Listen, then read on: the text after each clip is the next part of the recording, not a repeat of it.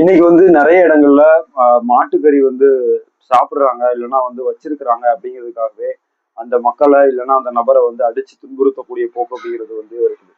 அதுலயும் குறிப்பிட்டு சொல்லணும் அப்படின்னா சில இடங்கள்ல தலித் மக்கள் மீது இந்த காரணம் காட்டி தாக்குதல் நடத்துறாங்க. சில இடங்கள்ல இஸ்லாமியர்கள் மீது இந்த தாக்குதல் அப்படிங்கிறது இருக்குது. இன்னும் சில இடங்கள்ல மாட்டுக்கறி விரும்பி சாப்பிடுறவங்க மீது இப்படி எல்லாம் இருக்குது. எப்படி பார்த்தாலும் மாட்டுக்கறி சாப்பிட்டாங்க இல்லைன்னா வச்சிருக்கிறாங்க அப்படிங்கிற ஒரு காரணத்துக்காக இந்தியால பல இடங்கள்ல தாக்குதல் அப்படிங்கிறது நடத்தப்பட்டுட்டே இருக்கு. இதுக்கு அவங்க வைக்கக்கூடிய, அதாவது தாக்குதல் நடத்தக்கூடிய அந்த குண்டர்கள் வைக்கக்கூடிய விஷயம் என்ன அப்படின்னா, அதாவது அது எங்களுடைய குலதெய்வம், அதாவது மாடு அப்படிங்கிறது எங்களுடைய குலதெய்வம், எங்களுடைய சாமி, எங்களுடைய கோமாதா, எங்களுடைய நம்பிக்கை அது அப்படின்னு சொல்லி அப்படிதான் ஒரு பாயிண்ட் வைக்கிறாங்க.